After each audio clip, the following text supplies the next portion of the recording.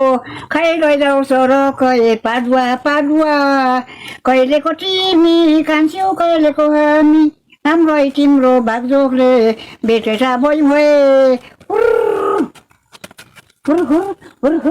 दसैँ पल्ट्यो है। माया भन्दा कुरा ठुलो मनको सिरुमा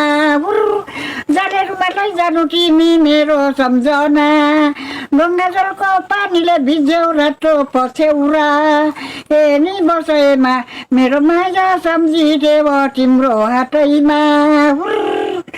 भन्नुपर्छको